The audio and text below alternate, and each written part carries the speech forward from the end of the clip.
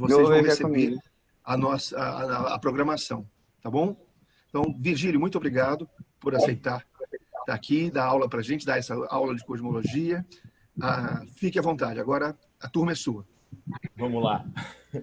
Bom, bom dia a todo mundo, bom dia aí, professores, muito legal estar aqui. Eu fico responsável, né? Interessante, a parte de cosmologia é uma parte extremamente... A cosmologia talvez seja uma das ciências dentro da astronomia mais nova que tem, porque a cosmologia, se a gente for considerar, ela começa mesmo pós 1917, né? Ou 1911, se pensar nas primeiras previsões lá do Einstein, e a partir daí ela vai crescendo. O problema da cosmologia, e que eu vejo que muitos alunos procuram, é que parece que para entender a cosmologia tem que entender toda a física, toda a astronomia antes. E meio que é verdade, meio que precisa mesmo. Bom, aí a minha grande dificuldade, quando eu falei com o Eugênio a primeira vez, eu falei, Eugênio, eu acho que em uns 3 ou 4 encontros dá para falar tudo. Falou, não, filho, não, vai, se vira. E aí eu acho que a grande dificuldade é pegar um ponto da cosmologia, ou pegar vários, os pontos mais importantes, por exemplo, para a gente trabalhar. Então, deixa eu colocar aqui, olha só, a gente vai falar um pouco da cosmologia em termos da IOAA. Então, qual que é a sequência para você entender o roteiro um pouquinho? Na prova da IOAA do ano passado, caíram 3 questões de cosmologia. E uma questão que era muito complicada, muito trabalhosa, que eu peço para que a gente vai discutir um pouco ela, mas aí eu gostaria muito que vocês tentassem fazer ela essa semana, deem uma olhada legal nela, tal, que fala do teorema do virial. Mas a gente vai discutir ela, vocês vão ver que legal. É interessante. Bom, e claro, né, quando a gente fala de cosmologia, fica um negócio na cabeça para poder falar desde o início. Então, a cosmologia é o quê? A cosmologia é a ciência, por exemplo, que explica o universo. Então, ela tenta explicar o passado, dentro do presente, né? Ela tenta explicar o que aconteceu para, de repente, fazer alguma previsão para o futuro. Tudo isso com embasamento científico, observacional, matemático, beleza. Mas tem uma parte antes da cosmologia que agrada a quase todo mundo, que a gente chama de cosmogonia. A cosmogonia é uma... Vou pegar aqui, ó. A cosmogonia... Ops, para lá. A cosmogonia é uma parte que vai falar lá dos mitos, das lendas, é uma parte que não se preocupa muito com a matemática, né? Então ela fala dos mitos, fala das lendas. Então a gente fala assim, onde começa a cosmologia? O primeiro sujeito a falar sobre esse termo foi Platão. Então como é que Platão fez? O que Platão falou? Falou, olha... quando eu vejo o universo, eu vejo algo bonito, eu vejo algo simétrico, eu vejo algo perfeito. E isso é cosmos. Então, se a gente pensar, a cosmologia surge aí. Só que precisamos separar um pouco. Então, vocês vão ouvir muito falar do termo cosmogonia. Então, por exemplo, Uranus com Gaia, e Cronos, e Zeus, e assim vai. Então você tem uma série de deuses. Na mitologia grega você tem muitas explicações, os índios explicam de uma maneira, tal. Bom, aí a gente tem a introdução da matemática. Então, quando as coisas começam a ser pensadas de forma matemática. Claro, a gente tem medições com Hiparco, a gente tem medições com Aristóteles, Aristarco. Depois, mais para frente, Galileu, Kepler, Newton. E é interessante, porque a gente precisa ir até lá na frente para depois voltar. Então, por exemplo, a cosmologia newtoniana, ela só faz sentido depois da cosmologia relativística. Quando a gente começa a colocar a tentar explicar o cosmos na relatividade, a gente percebe que a lei da gravitação de Newton, ela funciona para quase todas as situações. Então, o que a gente faz com a relatividade? Correções. Muitas vezes aparece lá, olha, vamos fazer uma correção relativística, vamos fazer uma correção disso, daquilo, tal. E claro, né, o Einstein, ele traz uma ideia, mas é lógico que ela hoje em dia, ela está até meio que ultrapassada. A gente tem, ele falava de muitas coisas que no fim ele desacreditou ali, que hoje a gente percebe que ele talvez tivesse razão. Bom, então a cosmologia ela começa ali em 1917, vai, e sei lá, por exemplo, se eu fosse falar para vocês estudarem alguma coisa para IOAA, então tem um negócio bem interessante. No ano passado, teve um congresso não vou lembrar onde foi, mas teve um congresso de cosmologia, de astronomia, que foi apresentado algumas medições da constante de Hubble. Não sei se chegaram a ver isso, mas a gente tem a constante de Hubble, ela aparece, a gente vai falar dela, né? Mas ela aparece naquele gráfico. Então a gente tem um gráfico bem interessante e a gente determina a constante de Hubble para falar da idade do universo, enfim, para falar sobre densidade crítica, para medir densidade. Bom, a constante de Hubble ela foi tendo muitas variações até mais ou menos a década de 80. A partir dali, a gente chegou num número muito interessante, que é de... A gente vai falar desse número já já. Mas é 70 km por segundo megaparsec, vai? Não precisa esperar para falar, não. A gente chegou mais ou menos nesse número e estabilizou. Bom, eis que... E a gente chegou numa margem de erro muito pequena. Então, quando a gente chega numa margem de erro muito pequena, a gente tem a ideia que a coisa está muito precisa. E aí, o ano passado, foi apresentada a medida da constante de Hubble pelo Planck, pelo satélite Planck. E ele dá uma diferença. A grande pergunta é por quê? E, assim como várias coisas na cosmologia, a gente não sabe. Então, a gente não sabe, mas talvez apareça algo nas provas para discutir isso. Bom, eu queria fazer uma coisa mais prática com vocês, em vez de só ficar falando. Porque se a gente começar a falar, a cosmologia é tão interessante que, assim, acho que todo mundo aqui conhece um pouco. E eu duvido que exista alguém que conheça tudo. Então, assim, acho que não existe alguém que conheça, que consiga falar de todos os temas, sem ficar pensando, sem ter que consultar, tal. E consiga fazer algumas previsões, né? Então não dá para fazer isso. Agora, todo mundo sabe um pouquinho. É legal, se a gente abrisse essa reunião aqui para uma discussão, é provável que a gente iria até a noite, só falando sobre a cosmologia, falando de Einstein, de Hubble, falando de Friedman, falando... Nossa, se dá para falar de uma série de pessoas ali, de Newton. Bom, então eu queria fazer uma proposta para vocês, para a gente começar, para vocês se aquecerem aí. Então, ó, a primeira coisa que eu quero que vocês façam é... E aí eu peço, por favor, que vocês abram o áudio para falar comigo, ou se quiser falar no chat, aí alguém aí ou Eugênio, o Leandro, podem falar para o que está escrito. Mas eu queria fazer uma pergunta. Como que a gente faz para estimar, por exemplo, o número de estrelas da Via Láctea? Alguém consegue me dizer isso?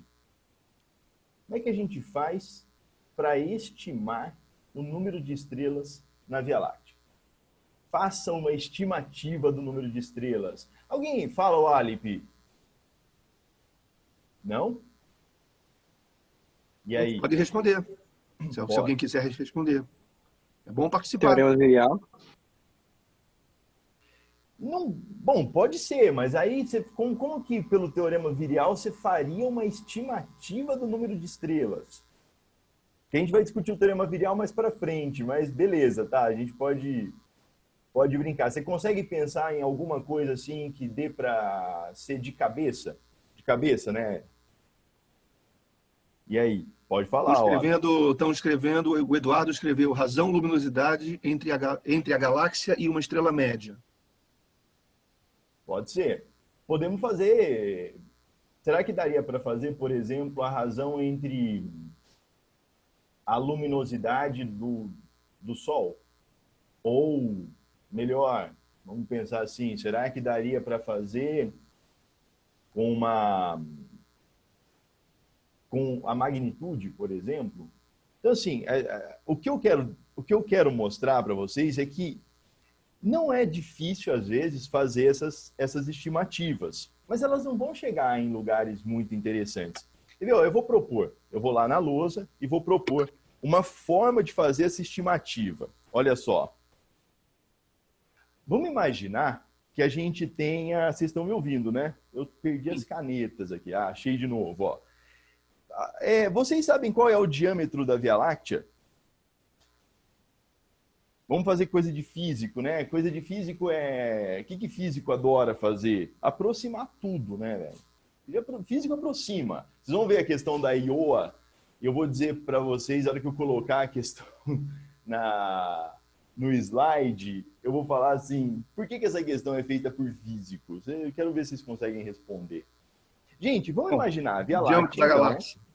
Oi? Já escreveram 100 mil anos-luz, eu acho que é 150 mil, se eu não me engano. Boa, vamos lá. 100 e 150. Então, boa, vamos brincar então com isso, vai.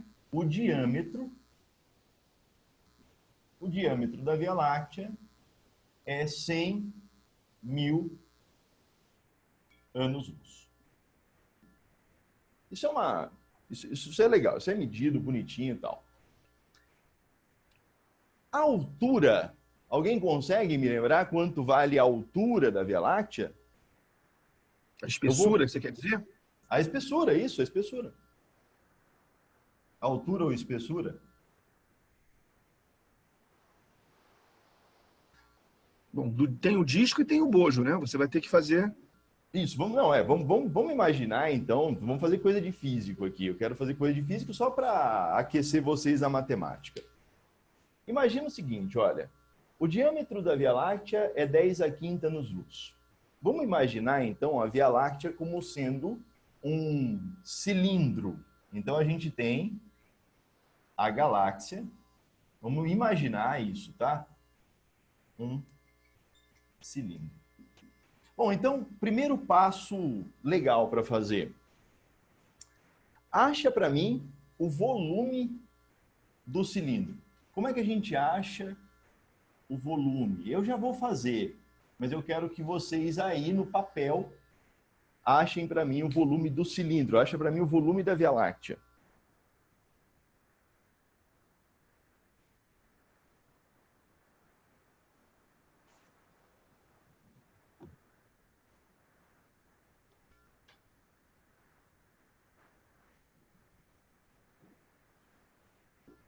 Tem que fazer, Vocês podem gente. abrir o áudio, viu, gente? Acho que fica até melhor, viu?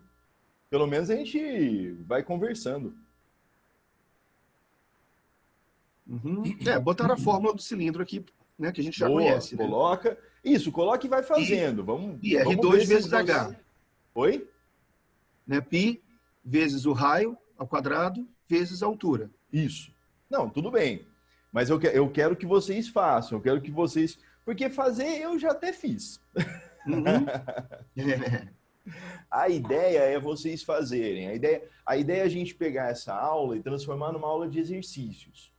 Então, isso aqui seria uma forma tosca, boba, de medir a quantidade de estrelas. Eu quero ver em quantas estrelas mais ou menos a gente consegue chegar. Eu diria, Virgílio, que isso aí é a primeira aproximação, né?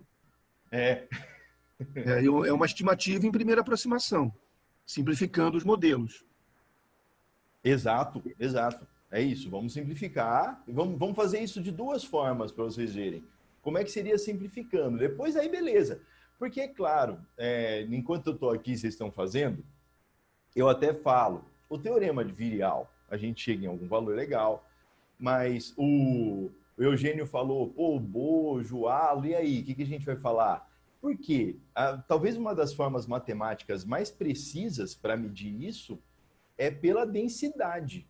Então, a gente tem densidades diferentes. Então, chegar aqui, ó, se eu perguntasse para vocês assim, olha, quantas estrelas tem a Via Láctea?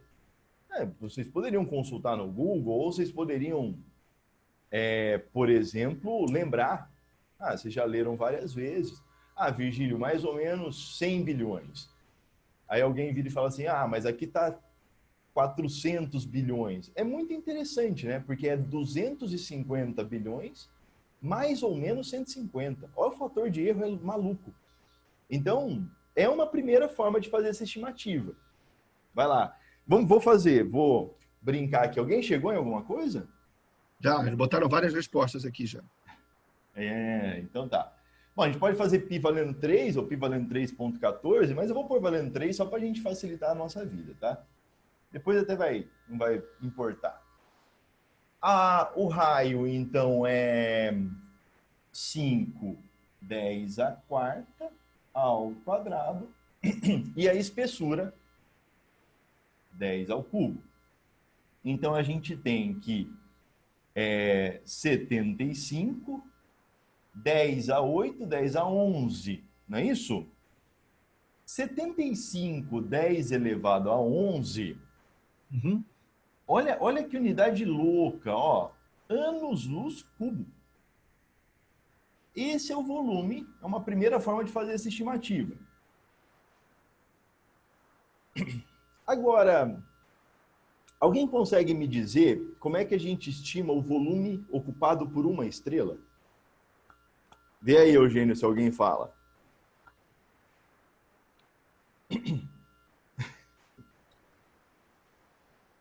Estamos fazendo medidas bobas, então quanto mais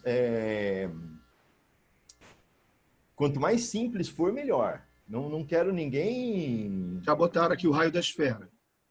O raio da esfera, legal. E que esfera que nós vamos usar? R ao cubo.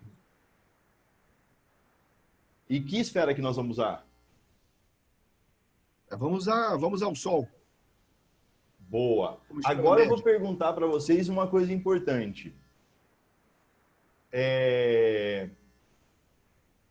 Qual é o raio do Sol? Quero ver quem acerta. Quem acertar isso aí, ô Eugênio, pode dar um ponto aí. Um ponto da sua aula, né?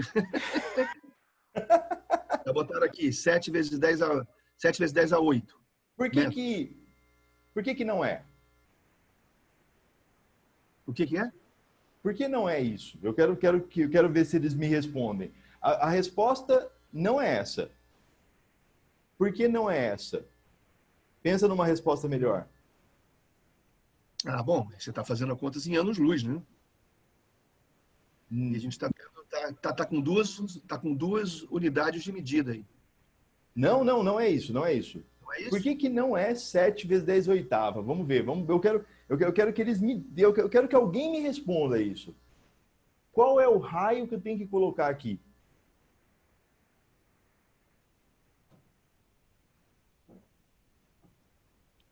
Ninguém, Eugênio? Não, eles estão chutando aqui por causa da fotosfera, que o raio equatorial é diferente do raio polar. Eu acho que eles não. Você tem que explicar melhor aí o que você quer. Eu quero saber o volume ocupado pela estrela na Via Láctea.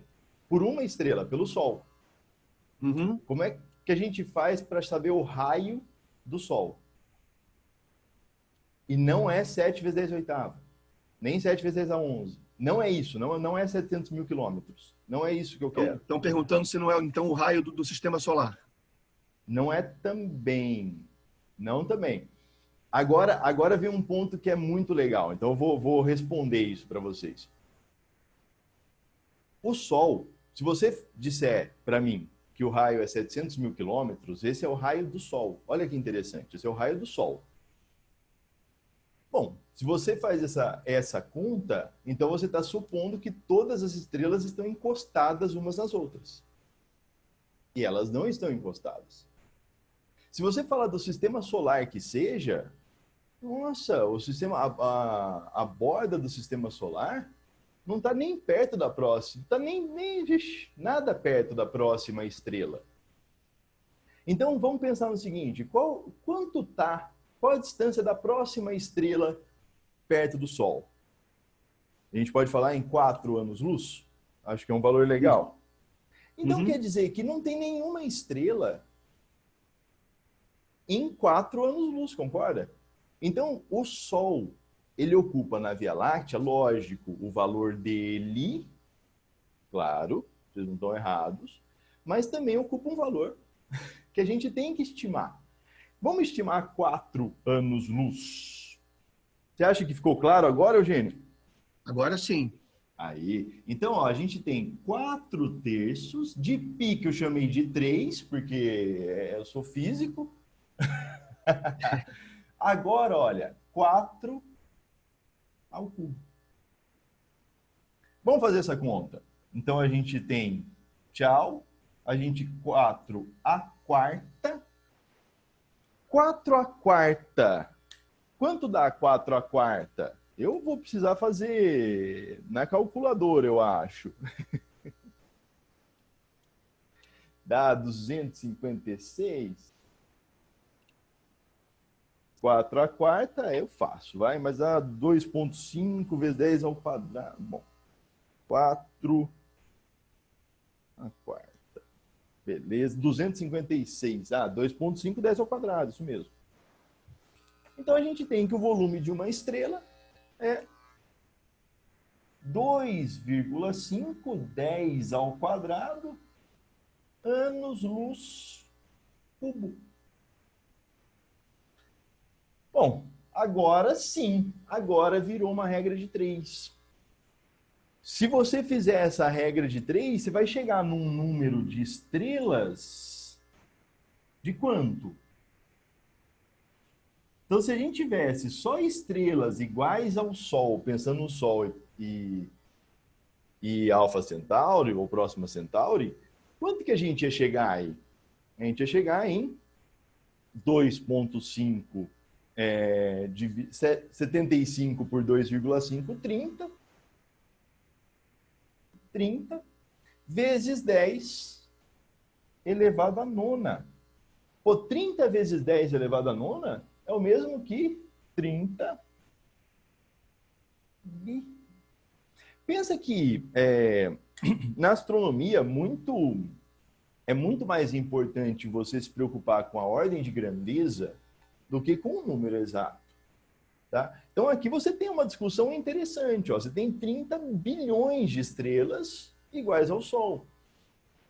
A gente teve aula de galáxias, né? E Virgílio? Numa primeira aproximação, uniformemente distribuídas, né? Exato. Se elas estivessem uniformemente distribuídas, ou até mais, se elas fossem todas do mesmo tamanho. A maior parte das estrelas da Via Láctea, a gente tem muitas estrelas que são anãs. A gente tem muitas estrelas. Fora que a gente tem uma densidade muito alta ali perto do centro, né? Ali onde a gente provavelmente tem um buraco negro e tal. Então, assim, provavelmente não, né? Já é certo. Então, assim... Fala. Fizeram uma observação aqui de que, pelo seu cálculo, você levou o raio da esfera até a Próxima Centauri. Isso. Mas devia ser mais ou menos até metade, né? Pode ser também. Boa. Isso é uma ótima observação. Isso é uma ótima observação. É ótimo para a gente discutir. É legal. Porque se a gente pensar bem, é verdade. A Próxima Centauri também ocupa um espaço que está dentro desse espaço. Ótimo! Isso eu ia perguntar agora se não daria para pensar em 2. O pessoal está esperto. Legal. Vamos fazer uma outra forma? Fica mais fácil se vocês... Só um minuto, Virgílio. Fica mais fácil se vocês abrirem o microfone e falarem do que eu ficar lendo aqui no chat. Gente, Abra o como é aula microfone. de exercício, vamos fazer as coisas juntos. Ó, tira um print da tela se vocês quiserem. Se bem que fica gravado, né? Fica gravado. Eu vou propor uma outra forma de medir o número de estrelas. Vamos lá? O meu problema é tempo. Mas tem mais 3 exercícios para a gente fazer. Mas olha, tem uma outra forma que eu acho que pode ser interessante pensar. Vamos ver quem está rápido aí e gosta de fazer as coisas de cabeça. Qual é a magnitude da Via Láctea? Pergunta difícil, hein? Qual é a magnitude absoluta da Via Láctea? Essa é mais fácil, vai. Qual é a magnitude absoluta do Sol? Menos 27. Não, absoluta. Ah, sim, absoluta dá 4, né? 4 e pouco. 4,9, 5. Da Via Láctea é menos 21. Pronto. Agora com esses dois valores, estima para mim o número de estrelas.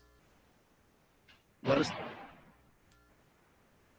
você está fazendo agora um outro modelo, né? Isso, uma outra forma. Uma outra forma também boba, mas já é um negócio um pouco mais... Mas é bobo também. Porque, de novo, ele tá considerando o Sol só, né? Uhum. E aí, é legal ter aula na lousa? Eu, quando a galera, depois no fim do ano, no meio do ano agora, né, fizeram lá uma...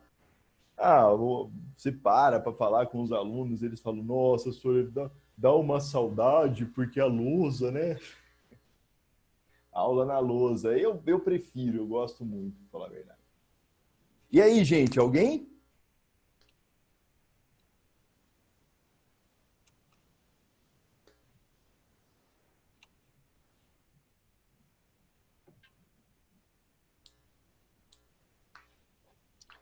Estão botando umas respostas aqui, todas muito parecidas. 2,5 vezes 10 a 10. Uia! Foda, muito, muito legal. É isso. Olha que interessante, a gente chegou em 3 vezes 10 a 10, considerando o Sol. Então, assim, considerando o Sol e a distância dele até a próxima estrela. Se a gente colocasse aqui 2 ao cubo, ia dar um valor. Depois vocês podem fazer aí para ver quanto dá, né? Não vai me falar que é metade, não, hein, por favor. Ó, é o dobro e tal. Mas o que a gente faz? Bom, você sabe, você pode fazer uma relação de magnitudes absolutas, não é isso? Feita essa relação de magnitudes absolutas, você chega numa relação de brilho, de fluxo. Quando você chega a essa relação de fluxo, você fala assim, legal, a magnitude da Via Láctea menos a magnitude do Sol, a gente vai chegar lá em 2,5 log da relação do fluxo. Que foi exatamente o que vocês fizeram. Então, quem não fez isso, né, agora sabe o que a galera que acertou fez. Então, a gente tem isso aqui, ó. Isso aqui, ó, essa diferença dá menos 26, que é menos 2,5 log da relação dos fluxos. Não é isso? Bom, 26 dividido por 2,5 dá 10,4. 10,2, enfim, só multiplicar por 4, né?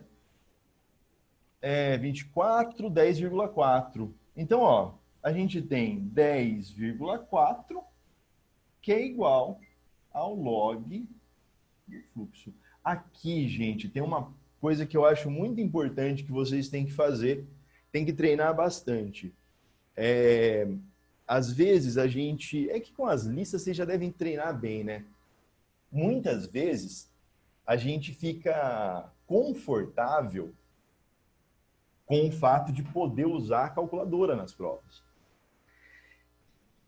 E usar a calculadora muitas vezes nem sempre é tão fácil. Então é bom treinar a usar, né? Por exemplo, aqui, ó, nesse caso, a gente tem que a relação dos fluxos é 10 elevado a 10,4. Tem gente que consegue fazer isso numa boa, né? Tem gente que se perde para fazer isso. Mas você vai lá e chega no valor de 2,5 10 a décima ou 25 bi. Olha que interessante, chegamos em valores muito próximos. Isso é muito legal Aí você poderia até falar assim, Virgílio, mas não seria melhor pegar então a luminosidade, achar a luminosidade da Via Láctea? Bom, pode ser. Você pode tentar fazer isso, né? Ver qual é a luminosidade, né? A gente está pensando a luminosidade que é aquela a potência, né? Aquela grandeza intrínseca e tal. Você tem a luminosidade do Sol, por exemplo. Tenta ver quantos sóis estão ali brilhando, né? Quantas lâmpadas, né? Então, esse é um ponto bem legal. Deixa eu voltar ali para... Mas vocês viram que interessante? Agora, como é que os caras conseguem chegar em um valor entre 100 e 400 bilhões? É aí que entra, por exemplo, a evolução da observação. E a observação ela vem evoluindo muito, sabe? Porque a gente consegue mandar satélites, a gente consegue... Então, quando a gente fala, por exemplo, aqui a gente tem os satélites que tem até os anos... Ah, não.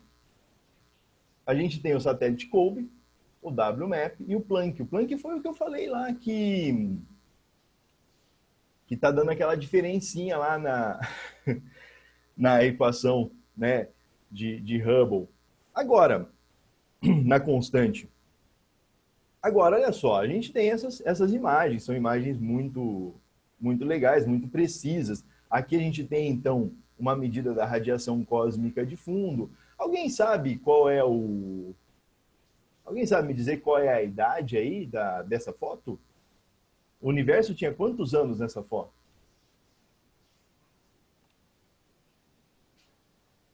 Já botaram aqui 13,8 bilhões. Não é isso. O universo tem 13,8 bilhões de anos, é verdade. Mas não, essa foto não é de 13,8 bilhões. Aquela foto famosa do Kolbe, essa aqui, ó. Quantos anos tem essa foto? Quantos anos o universo tinha nessa foto? Botaram aqui 3 vezes 10 a 5. Vocês dão um trabalho, né, velho? 3 vezes 10 a 5 anos. 300 mil anos. 300... Aí, o que eles falam bastante é que está em torno de 300 milhões de anos, vai. Então, mas tá, é o que eu tenho na minha cabeça, 300 milhões de anos, mas eu posso talvez estar errado. Alguém falou 3,5, quando me falam um 3, eu falo, ih, rapaz, será? Mas o que é importante é você perceber que essa é uma foto, né, em que ele capta a radiação cósmica de fundo, e a radiação cósmica de fundo, ela aqui a gente tem algumas oscilações, né, de temperatura e tal. Ela só vai ser possível ser captada quando o universo tem tamanho suficiente para que a informação não fique nele mesmo, para que a informação consiga chegar. E de onde vem isso? Aí você pode falar da teoria da relatividade. Você tem uma velocidade ali, só que você tem um tamanho para o universo que a gente ainda não sabe como vai medir isso para frente.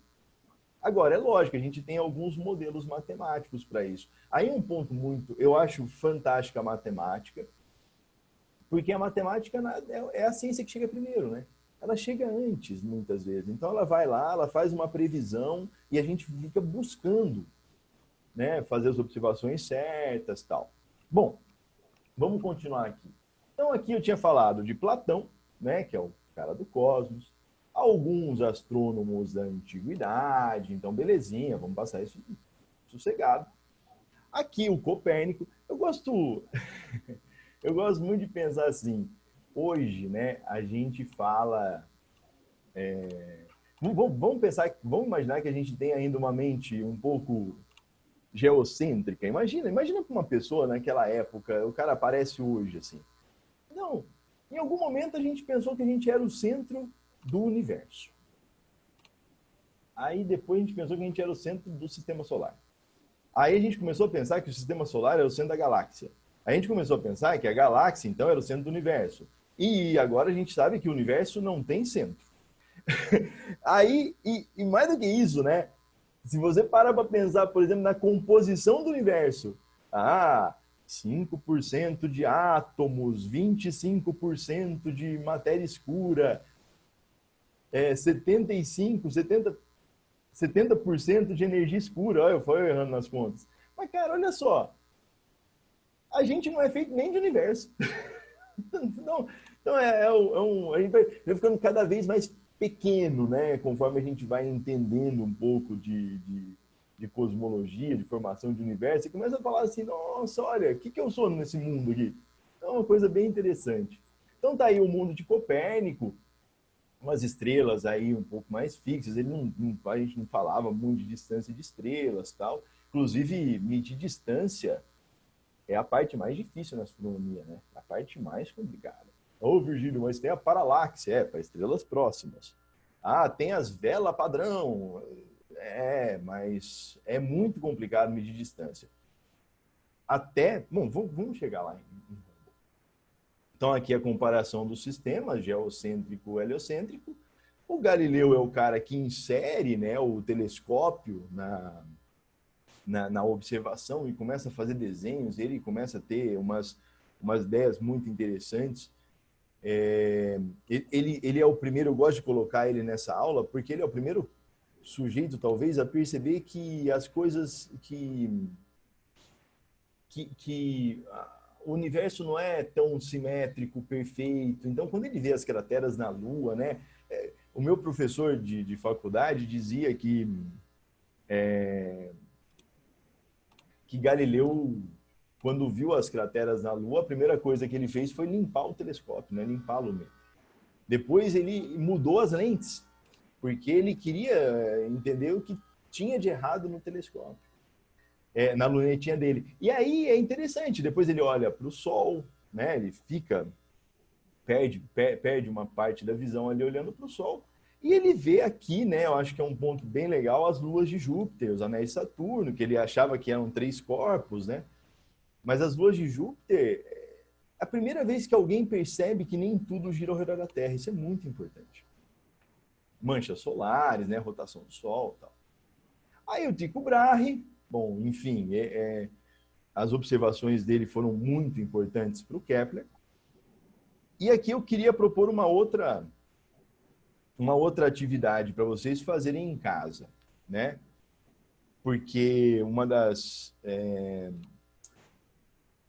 uma comprovação, um ponto de comprovação da lei da relatividade, da teoria da relatividade geral, é as leis de Kepler não conseguirem ser aplicadas em Mercúrio.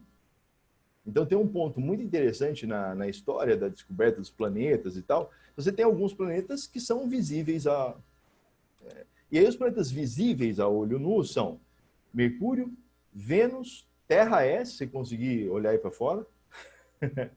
Mercúrio, Vênus, Marte, Júpiter, Saturno e Urano. Mas Urano tem um brilho muito fraco. Então, por muito tempo, acharam que era uma estrela pequena.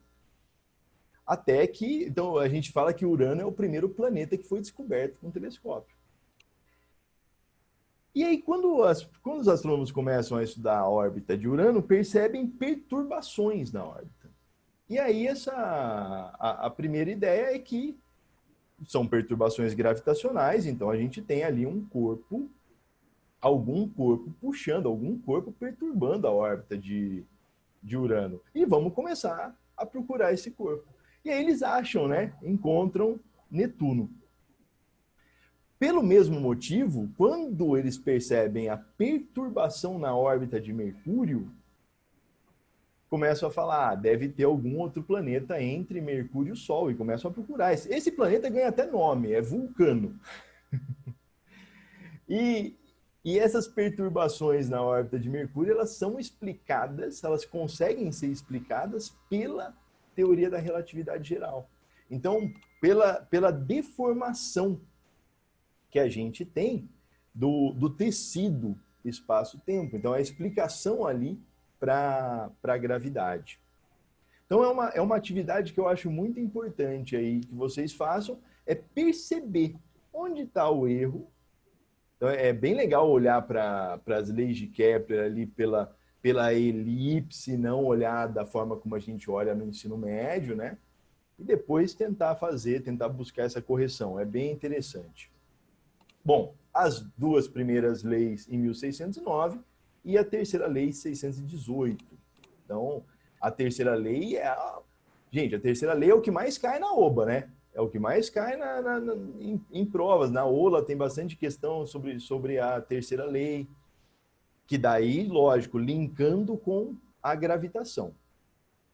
Ó, um ponto interessante da história, né, para brincar um pouquinho com a história. O Kepler não tem uma biografia escrita, né? Não existe uma biografia do Kepler. Acho que o cara que chegou mais perto disso foi o Glaser. O Glaser tem um livro bem interessante do Kepler. Mas não existe uma biografia escrita. Então tem muita coisa, tem muita perturbaçãozinha na história dele e tal. Mas essa lei ela é muito interessante porque ela só funciona. Então, todos esses dados que tem aí, eles só funcionam se os planetas giram em torno do Sol. E naquela época, eles não giram em torno do Sol, lembra? Todo mundo gira em torno da Terra ainda. Então, se a gente pensar, por exemplo, em Kepler e Galileu, eles são contemporâneos. Né? O Kepler é 1570 a 1630. E o Galileu é 1564, 1642. Eles são contemporâneos. O Galileu foi preso, foi julgado, foi condenado, bom, enfim, uma série de coisas. E o Kepler conseguiu, né? O Kepler conseguiu escrever essas coisas aí. Por quê? Porque eles viviam em países diferentes. Então, você pega a educação do Kepler, já foi uma educação luterana. Então, assim, é muito maluco pensar nisso. E a gente tem, então, uma consequência dramática aí com a lei de Kepler, com a terceira lei de Kepler, que é que os planetas giram em torno do Sol. Quem é que comprova matematicamente a terceira lei de Kepler? O Newton. O Newton tem um livro inteiro, um dos princípios inteiro dedicado a falar sobre a terceira lei de Kepler. Então, tá aí uma atividade interessante. Eis que surge o Newton, e a gente volta nele daqui a pouquinho. Aí, bom, lógico, surgem várias pessoas, tal. Uma pessoa muito importante nesse meio do campo aí, meio do caminho, é o Maxwell, né? O Maxwell, ele é o cara que vai falar que a luz, olha só, ele vai falar que a velocidade da luz não depende do tempo. É muito interessante porque quando a gente entra na escola, a primeira coisa que a gente vê em física é que velocidade é distância sobre tempo. Então, depende do tempo.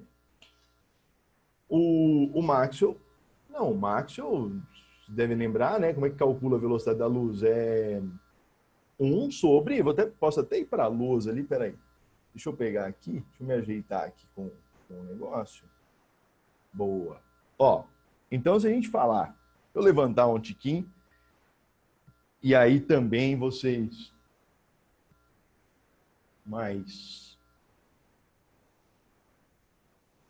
mexer aqui no celular, rapidinho.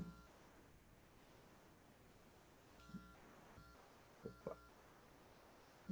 Acho que não vai melhorar muito, não. Bom, olha só. Bem rápido, nossa, olha o tempo, velho. Brincadeira. Devia ter um negócio nesse aplicativo do OBS aí que apagasse a luz. Isso seria importante. Mas, por exemplo, ó, vamos pegar, claro, o Maxwell tinha uma camiseta na física que era assim, e Deus disse. E aí as equações de Maxwell, e aí atrás escrito, e assim se fez a luz. É bem legal, né? A velocidade da luz, né, para o Maxwell, velocidade da luz, ela é a relação, ó, é 1 dividido pela permeabilidade magnética, permissividade elétrica. Não é isso? Então, assim... Eu acho isso incrível, Virgílio. Não é? Fantástico. É um resultado incrível. Duas coisas que você pode medir na natureza e você sai com a velocidade da luz. Não, e assim, isso tem uma consequência muito maluca, né? Muito do que eu falo, eu li, mas muito eu tive um professor de História da Ciência na faculdade, que talvez você já tenha ouvido falar, chama Roberto de Andrade Martins. Ele contava umas histórias muito malucas, assim, e de verdade, ele é aquele tipo de cara que a gente nem ia atrás para saber se estava verdade ou não. Mas ele contava que o Maxwell chegou com essa função numa situação em que a gente não conhecia esses valores. Então a gente ainda não conhecia esses valores. E aí ele foi e tal, só que ele não conseguia muito incentivo também das universidades, dos governos para estudar isso. Só que agora, deixa eu sair um tiquinho da astronomia para contar isso. Tinha um momento, né? Teve uma nesse momento histórico, a gente estava começando com a eletricidade. Então estava começando a ter que produzir eletricidade para passar para todo mundo. E aí você cria as usinas e você tem que propagar essa eletricidade através de fios e tal. Bom, você tem um problema nisso daí. O problema é que quando a corrente elétrica ela passa numa direção em 2 fios, a gente tem uma força atrativa entre esses fios, que se eu não me engano, é essa aqui, ó. Corrente vezes L dividido por 2π vezes D. Vai, eu acho que é isso. Bom, a corrente a gente consegue medir, o π é constante, a distância entre eles, o tamanho do fio. Bom, precisamos disso aqui. Aí o que acontece? Ui, rapaz, não tinha um menino lá que queria estudar esse trem? Tinha. Vamos dar incentivo para ele e tal. Então aqui, se você joga, por exemplo, a permeabilidade, que é 4π 10 a menos 7, Tesla, metro, ampere. A permissividade é 1, acho que é isso, né? Sobre 36π, 10 a menos 9, Coulomb quadrado, Newton metro quadrado. Eu acho que é isso. Se eu tiver errado, me desculpe. Que fica gravado, né? O problema de errar é ficar gravado. Mas aí você faz essa conta, cara, a hora que você põe esses valores, você chega em 3 vezes 10 a oitava. É muito maluco isso, porque a gente passa...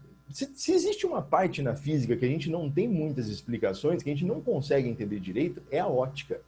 E olha que interessante, olha como a astronomia pode mudar muito. A luz é o que a gente observa. O que a gente usa para entender o universo é a luz que chega para a gente. Hoje a gente até consegue ver raio-x e tal, mas são todos espectros da mesma onda. Da onda eletromagnética. Ah, Virgílio, agora descobriram a onda gravitacional. Que bom, né? De repente a gente consegue pensar em uma outra forma também de estudar. Agora, olha que interessante. Quer ver uma coisa maluca? Por que a luz desvia quando quando passa para um outro meio de propagação. É louco isso. Como é que você... A luz desvia, a gente vê, a luz desvia, legal. Aí você pode falar assim, o índice de refração, tá, e daí? De onde vem isso? A gente não sabe. É reflexão total da luz. A gente não faz ideia do porquê que aquilo acontece. Aquilo acontece, a gente consegue utilizar aquilo, todos os telescópios têm prismas. Cara, mas até aí, né, por que que isso acontece? E olha que maluco, a dedução da equação de Snell, ela é feita por conta de uma conclusão de Fermat, de que a luz, ela não procura o menor espaço, ela procura o menor tempo. Cara, o menor tempo possível. Por isso que, quando a gente está falando de Einstein, é muito legal a gente pensar na correção que tem que ter o tempo para a luz funcionar. Para isso aqui funcionar, ó. Para isso funcionar, a gente precisa corrigir o tempo, que é a relatividade especial, né? A relatividade restrita. Eu vou falar disso no canal. Se eu não me engano, acho que boa parte de vocês conhecem, né? O Cadu também vai falar disso, acho que hoje. Só que ele vai lá com umas aplicações mais malucas. Então, assim, correção de tempo para a luz funcionar. E é maluco, porque quando o Einstein chega na correção de tempo, né, qual que é mesmo vamos lembrar da equação? É o T0, né, que é o do repouso, é T1 dividido pela raiz, é isso mesmo? Não, vezes, né? Bom, já põe aqui. Tem que ficar pensando nisso aqui. C quadrado, D quadrado, C quadrado. Agora eu nunca lembro se isso aqui é 1, se isso aqui é 0. Enfim. Mas você tem dois tempos, né? Você tem uma correção do tempo. Olha que louco. Isso para referenciais inerciais. Quando você começa a pensar em referenciais não inerciais, você precisa mexer na aceleração. É aí que vem a previsão dele da deflexão da luz, passando por um corpo muito massivo. Quando a gente chega nesse fator aqui, a gente chama até esse fator de Lorentz, porque o Lorentz já tinha feito isso aqui, não da mesma forma, claro, mas ele já tinha chegado nesse valor para dizer que, para fazer funcionar o eletromagnetismo. Então, é muito legal esse negócio. Aí o Einstein vai falar da deflexão da luz, né? Então a luz de uma estrela passando por um corpo massivo, no caso ele fala do Sol, sofreria uma deflexão. Vocês estão anotando tudo que eu peço para vocês falarem, para vocês fazerem essa semana? Eu acho que pode ser importante, tá? Tudo que eu pedi para vocês fazerem, anota aí e faz. A deflexão, ela tinha sido medida por um sujeito no século XVIII, XIX. Ela tinha sido prevista, ele previu 0,84 segundos de arco de deflexão. Em 1911, o Einstein chegou em um número que é 0,83 segundos de arco. Ele chegou num número muito próximo, mas ele não conhecia esse sujeito. Por isso que depois de um tempo, não sei se vocês já ouviram falar que Einstein plagiou, tal, foi acusado de plágio, foi por isso. Mas se você pega os dois papers, né? Então, é lógico, isso é coisa de mídia, viu? Então, assim, os caras jogam, Einstein plagiou, sabe aquelas conversinhas? Se você pegar os artigos, e dá para achar na internet, depois eu vou ver se eu encontro o nome do cara, aí você pega os artigos, você vê que as formas de chegar a esse valor foram muito, muito diferentes. E o Einstein errou na primeira previsão dele, né? Tanto que dizem que ele foi alertado pela esposa, na época, a Mileva. Foi alertado por um matemático que fez as contas junto com ela e ela alertou o Einstein. Bom, Isso foi em 1911. Em 1912, pouco se fala disso, mas, enfim, parece que o primeiro eclipse que eles foram ver foi em Minas. Em Minas Gerais, aqui no Brasil, e nublou o tempo e tal. Depois, eles tentaram ir para a Alemanha, mas estava acontecendo a Primeira Guerra. Tem uma história triste, o cara foi preso, o astrônomo lá foi preso, não lembro o nome do astrônomo. Mas ele foi preso, torturado e tal. E, em 1919, aí já com as contas refeitas, o Einstein prevê 1,7 segundos de arco e chega nisso. A atividade que eu quero que vocês façam em casa é bem simples. Eu quero que vocês entendam o que é 1 segundo de arco. 1 segundo, tá? Então, o que você vai fazer? Você vai pegar uma moeda de R$1. Todo mundo deve ter uma moeda de R$1 em casa. Se não tiver, não é para sair na rua para trocar, hein?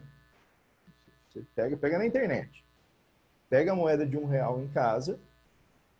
E a pergunta que eu faço para você é: qual a distância da moeda para que ela apareça? Qual a distância que ela tem que estar da gente para que ela apareça com 1 segundo de arco? Isso é um ponto muito legal. Para vocês verem quanto era maluco fazer esse tipo de previsão. Bom, 1,7 segundos de arco, e foi o que aconteceu. Tanto em Príncipe, na África, quanto no Brasil, em Sobral. Einstein depois foi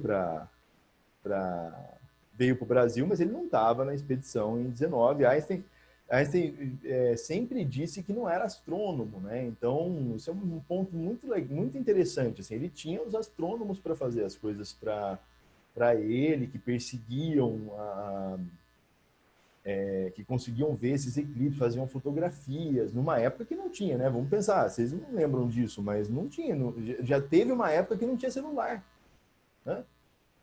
Câmera digital não tinha, não, era filme. O Eleomárzio, né? Quando o Eleomárzio Pirralhinho, imagina o Eleomárzio Pirralhinho, o que ele fazia? Ele pegava lá, fazia um telescópio dele com água, vidro e tal, e fazia foto em placa, em chapa. Nossa, Virgínia, igual raio-x. Tá ali, ó, tá lá. Tem um monte de foto lá no Eleomárzio, não tem, Eleomárzio? Tem sim. Aí, ó. Então eram placas, né? Não, tô brincando, Eleomárzio, nessa época, né? Mas não, tô zoando. A gente tá falando de 1916, 1900. O Eleomárzio não tinha idade para isso, não. Ele era 6 ou 7 anos de idade. Ai. Bom, aí, vamos lá. Vamos brincar. Olha só, deixa eu voltar para cá. Ih, eu tenho que apagar a lousa. Eu vou apagando. Deixa eu mostrar para vocês o que eu quero agora. Então, vai fazer essa atividade, hein? Não vai esquecer. Essa questão caiu. Vocês estão vendo aí, né? Essa aqui, eu vou só apagar a lousa para não ficar dando conflito. Essa questão caiu na IOA do ano passado. É uma questão simples, hein? Então, eu até imagino que vocês devam ter feito. Por isso que eu escolhi não fazer aquela do Virial com vocês hoje. Porque ela é grande também, viu? Acho que ia dar mais de 1 hora. Mas vai lá, leiam aí, ó.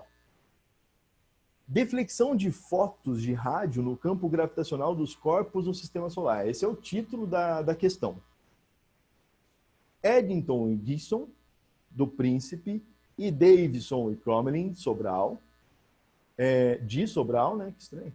Mediram a deflexão da luz proveniente de estrelas aparentemente muito próximas do Sol durante o eclipse solar total do Sol em 1919.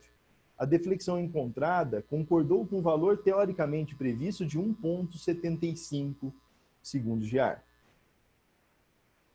Um raio de luz que passa perto do Sol, a uma distância d, é desviada de um ângulo, tá aí o ângulo, ó, aí, só que é c quadrado, tá? Então, 4g, massa do Sol, dividido por d, que é a distância, né? Que daí, nesse caso, Aí você teria que... A gente vai falar disso. Bom, a precisão atual da técnica de VLBI enfim, na faixa de comprimento de onda de rádio é de 0,1 milissegundos de arco. É possível detectar a deflexão dos fótons de rádio de um quasar devido ao campo gravitacional A de Júpiter e B da Lua. Estime o ângulo e marque sim ou não. Bom, esse é o tipo de questão na IOA que é muito importante você falar. Se eu entrar aqui na frente, como é que fica? Fico com as letras na minha frente. Essa é uma questão da IOA que é muito importante você pensar em chute. Por exemplo, você não entendeu a questão. Não entendeu. Aí você tem duas situações, né? Ou Júpiter e Lua. Bom, se você tem uma noção de que a gravidade da Lua é bem pititica, então você fala aqui para Júpiter sim, Lua não. Se você não tem essa noção, então você vai fazer o quê? Sim e sim. Ou não e não. Porque provavelmente um é sim, outro é não, mas é só provável, né? É no chute. Agora, como é que você faria essa questão? Vamos lá? Vamos pensar? Ó, para a gente pensar nela, a gente tem 4gm do Sol desse quadrado. Então, esse é o delta θ. Ó, vamos lá. Esse é o delta θ. Já vou apagar a lousa, tá?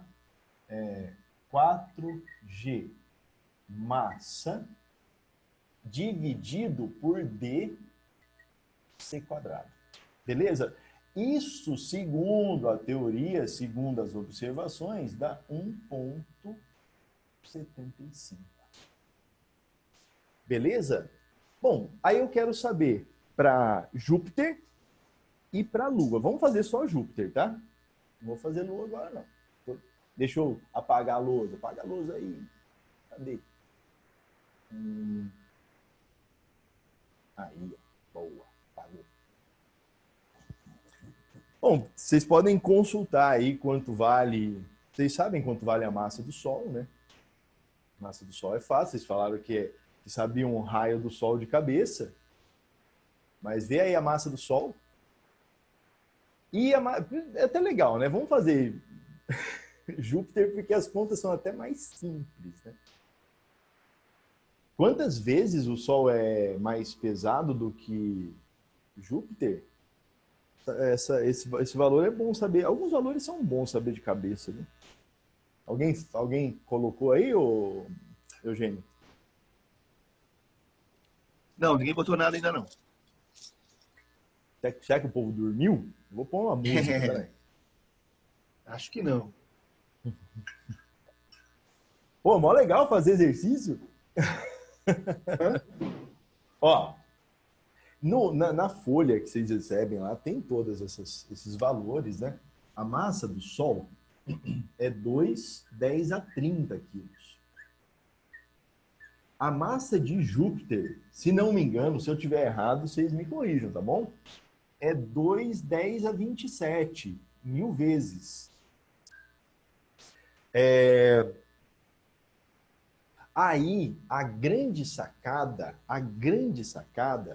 é você entender que esse D, ó, a grande sacada do exercício é você entender que esse D é o raio do astro. Então, nesse caso aqui, é o raio do Sol. Porque a gente está entendendo que a luz está passando ali, né? A luz está passando ali rente, tá bom? Então, o que você vai fazer? Você vai usar aqui o raio de Júpiter. Então, lá deve ter o raio de Júpiter.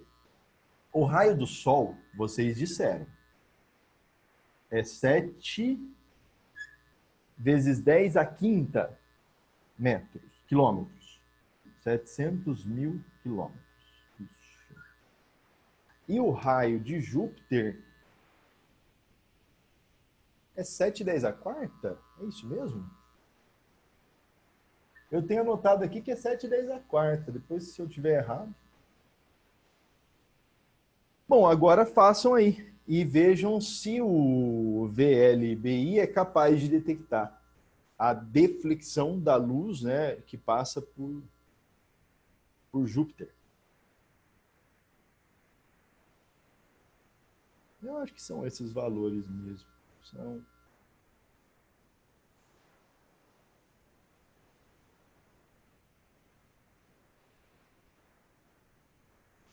Pururu, pururu. Nossa, 11h20, mano. Essa aula devia ir até as 2 da tarde, Eugênio. Você não precisa de almoço, não. Não trata o pessoal, não.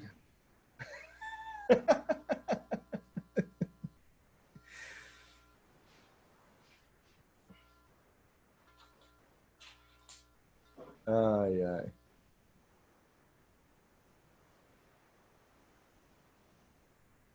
Eu tinha notado em algum lugar qual foi o... Aqui, ó, achei o nome do rapaz. É Soldner. Johann Georg von Soldner. Que é o cara que fez o 0,84 segundos de arco lá. Legal isso. Bem legal.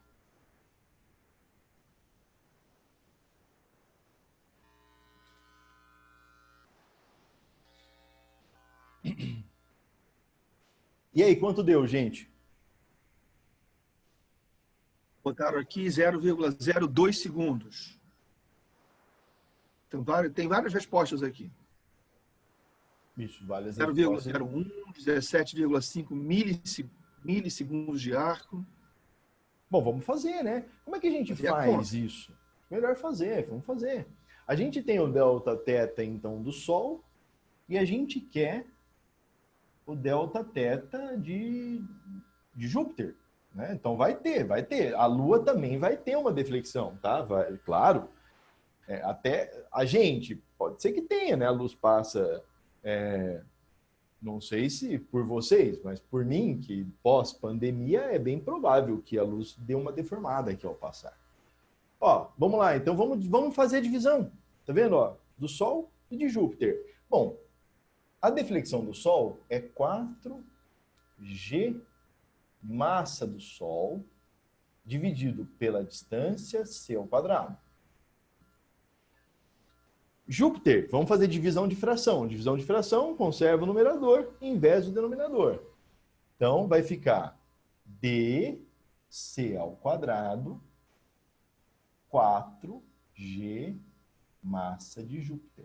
Aqui é um ponto muito interessante, porque você começa a entender porque, por exemplo, que a gente usa bastante a cosmologia newtoniana. A cosmologia relativística, ela é muito elegante. Ela é muito elegante. Se tiver tempo para fazer as contas, pela correção e tal, é lindo. Mas na maior parte das vezes não dá muita diferença. Tá? Então, se pensar aqui, olha essa situação, por exemplo. A gente tem que o 4 já era, a constante da gravitação já era, e a velocidade. Acabou. Olha que ficou, olha que sobrou.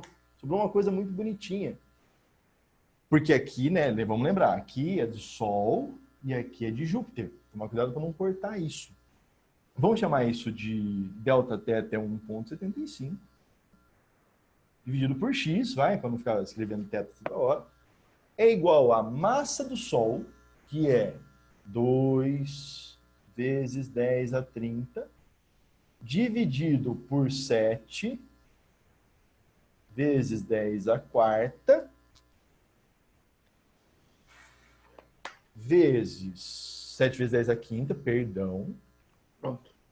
Vezes 7 10 a quarta, dividido por 2, 10 a 27, olha só. Ah, Virgílio, agora eu entendi por que você escolheu Júpiter para fazer. Corta tudo. Tchau. Tchau. Então, a gente tem que 1,75 sobre x é igual a 10 a 34 menos 5,29, 27 menos 27, 2. Então, 10 ao quadrado, é isso mesmo? Acho que sim. Então, a gente tem, ó, que o x, né, que é o que eu quero saber, é 1,75 dividido por 10 ao quadrado. Isso dá 0,0175 segundos de arco. Bom, se deu isso, então quer dizer que isso vale quantos milissegundos de arco? Ah, Virgílio, é 17,5. Então, o VLBI é capaz de detectar? Sim. Sim. Se você fizer com a Lua, vai dar não. Tá? Vai dar não. O pessoal acertou aí, Eugênio? Acertou. Boa! Aí, ó, vocês estão vendo? Às vezes você fala assim, nossa, será que é muito difícil a IOA? Eu vou dizer para você o que é difícil na IOA. É o tempo. Nossa Senhora! Pô, prova grande! Como seria bom se desse para discutir algumas coisas, mas não, é muito grande. Mas você vê, ó, não é difícil, né? Não é nada absurdo. Mesmo que você não... Essa aí é a minha. Oi? Pode ficar com ele. O quê? Opa, não. Estou aqui. Eu deixei aberto o microfone. Então, gente, olha, você tem só que ser rápido, viu? Então, putz, treina velocidade. Beleza? Vamos continuar. Tira o print aí da lousa se quiser, tal. E a gente continua. Volta aqui. Ah, professor, cadê você? Eu tô com saudade. Já põe aqui, calma. Calma aí. Cadê? Boa. Então tá aí. Então essa é a deflexão proposta por Einstein. E aí a gente chega numas coisas muito interessantes. Por exemplo, vocês já ouviram falar da constante cosmológica. Chega um momento que o Einstein quer entender tudo. Ele quer entender o universo, ele quer explicar o universo e tal. E ele é um matemático, eu penso comigo, assim, que ele tem uma genialidade que foge muito da curva, assim, mas foge muito, porque ele foi capaz a cabeça dele funcionava de outro jeito, eu acho. Funcionava, não é igual a nossa, sabe? A nossa, bom, né? A minha não funciona assim, a minha é uma cabeça boa, tal. Mas para criar as coisas, do nada, cara, não, olha, eu vou pensar nisso. Eu acho complicado. E aí ele monta lá a equação dele e insere a tal da constante cosmológica. É muito importante, assim, é muito importante a gente perceber o seguinte: o universo parece estático, né? Ele parece que você consegue prever e tal. Mas se parar para pensar, não faz nenhum sentido. Existem duas forças que o nosso ensino médio não fica dizendo, não fica omitindo da gente, né? É muito bom. A força eletromagnética e a força gravitacional. Bom, vocês já devem ter feito um experimento bobo de atritar o cabelo e, né? Então, assim, você pega uma bexiga, passa no cabelo, chega ali perto de papelzinho e acabou a gravidade, né? Olha que interessante. Então, a gravidade toda de um planeta foi tchau, porque o papelzinho vai subir para a bexiga. Então, a gente tem certeza, ou quase certeza, de que a carga elétrica do universo é zero, ele está eletricamente neutro. Senão, a gravidade, né? Então, o que acontece? Fundamentalmente, a força ali, a força que rege o universo é uma força gravitacional. E, como é que você anula isso? Então não existe, né? Você tem uma única força. Não tem como. Então você tem uma única força ali, você não tem nada para compensar essa força. E o Einstein introduz a tal da constante cosmológica, ele depois... Isso aí a gente... Alguém disse que ele disse que era um boato e tal. Bom... que era um boato, não, que foi o maior erro da vida dele, não sei o quê. se a gente for olhar para a história do Einstein, sei lá se ele falaria mesmo que foi um erro, viu? É igual o Newton. Ah, o Newton assumiu o erro. Aham, vai lá. Brigou com todo mundo. Então, assim, o Einstein introduz essa constante cosmológica que depois a gente vê que ela é extremamente importante para o funcionamento, né? Porque logo depois dele, a gente tem, então aqui tem até uma imagenzinha da curvatura do tecido e tal, né? Espaço-tempo, olha que legal. Por quê? Porque a luz ela tem que ir pelo menor caminho possível, né? Pelo caminho mais rápido possível. Então tá essa fotinha bem... Foto, né? Ó, vamos tomar outro cuidado importante. Os caras falam assim, olha essa foto do buraco negro. Como, filho? Não é foto, né? Então, assim, também não é uma foto, não. Se a gente pegar lá de fora, ali, não vai aparecer isso aí, não, tá? Bom, aqui a deflexão, olha que bonitinha essa imagem, eu acho muito bonitinha, né? Ali, ó, o Eliomar, você reconhece ali, a Sobral ali? Não é? Eu acho Tá que próximo. Pertinho. Certeza que olha só. Bom, e eis que surge o sujeito que vai falar vai começar a introduzir essa expansão. O Hubble não dizia, ele não falava em expansão, ele, embora tenha percebido, né, pelo efeito Doppler, ele não chegou a falar em expansão. Acho que o primeiro sujeito a falar em expansão mesmo foi o Friedman. Então ele foi o primeiro cara a falar, inclusive é o Friedman mesmo, que inclusive na década passada, em 2000 alguma coisa, até foi dito que era para a gente falar a equação de Hubble-Friedman, constante de Hubble-Friedman. É isso? Não lembro se foi Friedman. Tanto, pra vocês verem como é que é importante, né, saber? Isso daí não tem. Mas não foi ele o primeiro a falar. O Hubble tem algumas contribuições muito importantes. Por exemplo, a gente não conhecia galáxias, né? A gente achava que eram nebulosas. A gente chamava de nebulosa e tal.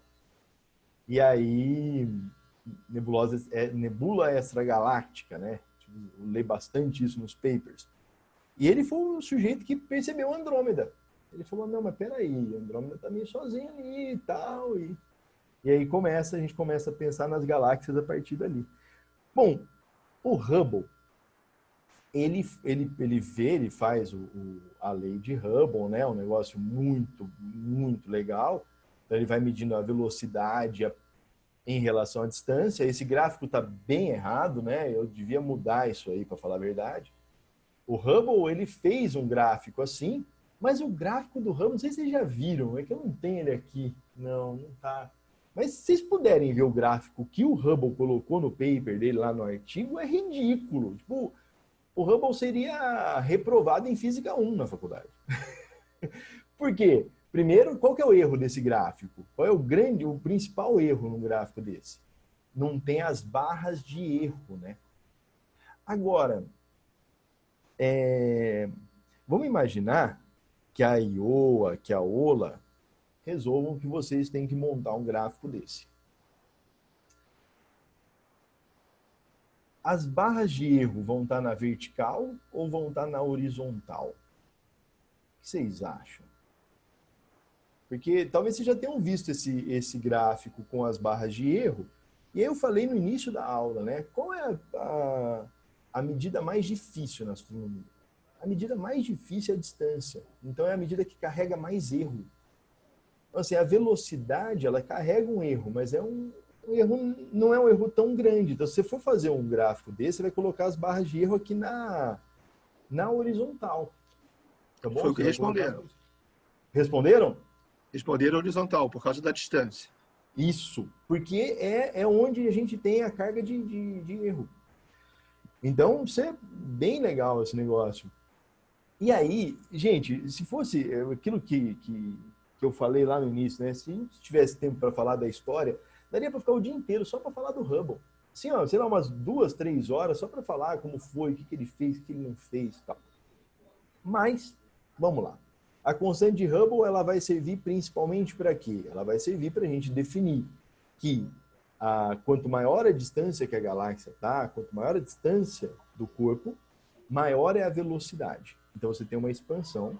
Essa expansão é para todos os lados. Isso é muito legal, né? Então, assim, a gente começa a partir para fazer algumas contas de que o universo é homogêneo, né? Então, para grandes distâncias, o universo é homogêneo e isotrópico. Então, para qualquer lugar que eu olhe, trópico é posição, né? Então, qualquer lugar que eu olhe, eu tenho a mesma densidade, tá? E aí, essa constante de Hubble, ela vai ser muito utilizada para medir essas velocidades. Agora, a grande pergunta é, por que existe essa expansão?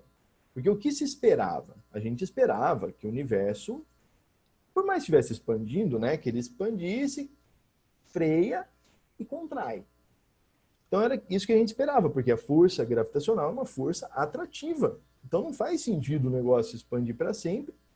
Em 1998, olha como é recente o negócio. Em 1998, dois grupos, né, de pesquisa de astrônomos fizeram uma série de observações e eles perceberam que o universo estava se expandindo de forma acelerada.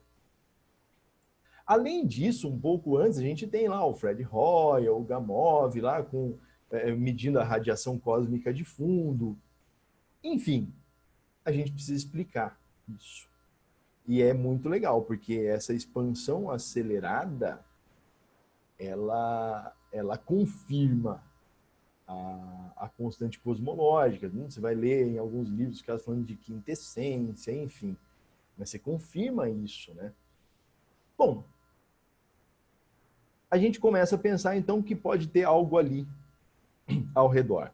Vocês já devem ter analisado, não vai dar muito tempo, acho, para a gente analisar as equações da relatividade geral, mas é muito interessante porque a relatividade geral, o Einstein é o cara que vai falar não só da massa, mas também da energia. Então, a energia ali, ela está ajudando o universo na forma como ele está e tal. Bom, então você tem massa e tem energia funcionando ao mesmo tempo. E aí a gente começa a fazer as previsões de matéria escura, de energia escura, de radiação cósmica de fundo e tal.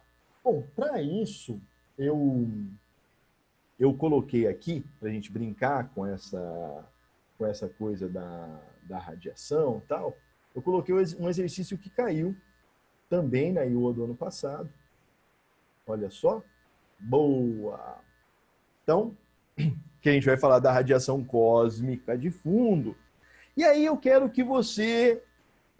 olha aí, ô Eugênio, dá um ponto aí. Um ponto, hein? Primeiro você tem que apagar a lousa. Eu vou apagar. Mas eu quero que, enquanto eu estou apagando a lousa, eu quero que vocês... eu quero que alguém me diga por que esse exercício não foi feito por um astrônomo. Com certeza esse exercício foi feito por um físico.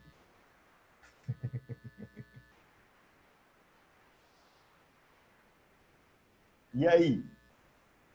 Onde está no exercício a assinatura do físico? O observador é esférico. Já botaram aqui. O astronauta esférico. Ai, vamos pegar o astronauta esférico. Então, o título da questão é Forno da Radiação Cósmica de Fundo. E diz assim: como o corpo humano é feito principalmente de água, ele é muito eficiente na absorção de fótons de micro-ondas. Considere que o corpo de um astronauta seja um observador esférico, perfeito, com massa 60 quilos. Dá pra gente poder calcular a altura, né, dele. Com sua densidade, vamos calcular. Vamos. Com sua densidade... Cadê? Perdi. Densidade média e capacidade térmica iguais às da água, ou seja, 1.000 quilos por metro cúbico. Não sai aí, né? Nesse programa não sai o elevado. E 4.200 joule por quilograma Kelvin. Qual é a taxa aproximada em watts de energia da radiação cósmica de fundo que um astronauta no espaço absorveria? A distribuição de energia espectral da radiação cósmica de fundo pode ser aproximada pela radiação de corpo negro da temperatura de 2,728 Kelvin. Gente, um ponto interessante, né? Lembrar que corpo negro, por exemplo, o Sol é um corpo negro? Quem me responde isso? Sim ou não? Não, né, Soro? O Sol brilha. Já responderam que não. Isso, muito bem. O Sol é um corpo negro. Corpo negro, bom, pelo menos a definição que eu conheço, se eu tiver errado, o Eugênio pode falar, mas a definição que eu conheço é que ele não tem, ele absorve tudo que vem para ele. Então ele só emite luz, ele não emite luz por reflexão. Então toda a radiação que vai para ele é absorvida. E ele emite a radiação dele. Então, o Sol a gente não fala que é matéria escura, é diferente, tá? Corpo negro, sim. O nosso corpo, a gente pode até brincar como se fosse, né, para achar a radiação dele e tal. A gente pode fazer a lei de Wien, né? Se você fizer pela lei de Wien, para a temperatura do nosso corpo, dá na faixa do infravermelho. É bem legal. Bom. Virgílio, estão perguntando aqui se o Sol, então, é um corpo negro, se o tempo de vida dele não seria menor. Olha que é uma boa pergunta essa, hein? Você foi inventar, dizer que o Sol é um corpo negro? Eu busco as perguntas para mim. Juro que eu vou pesquisar essa relação. Vou pesquisar. Até legal, né? Façam na semana que vem, seria interessante. A semana que vem é prova, né? Mas depois... Não sei ainda, a gente vai marcar ainda. Vai marcar. Não assusta eles, não. Não assusta eles, não. Vamos marcar ainda.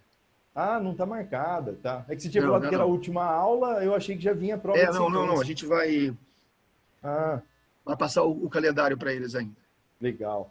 Então, mas daí você manda no e-mail lá, professorvirgilio@gmail.com. Manda para mim lá o que vocês conseguiram de pesquisa. Se é mesmo um corpo negro e tal. Como eu disse, tem muita coisa, né? Tem muitas definições aí que às vezes não batem, né? Ou pelo menos, ou elas vão até mudando, né? Então, e aí, quanto vai ser isso aí? Então você tem um astronauta esférico, eu vou pegar os dados aí para poder apagar a questão, para poder apagar a lousa. Então, ó, cadê? Chega, a caneta vermelha agora.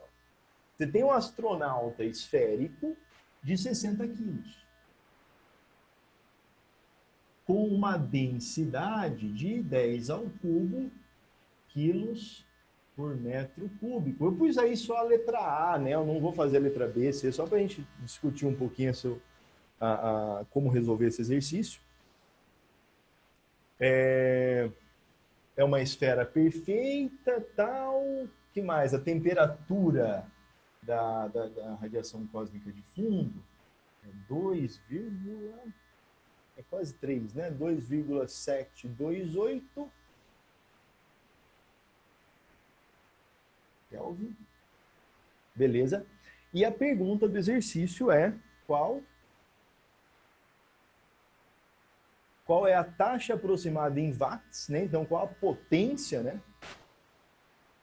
desse cara?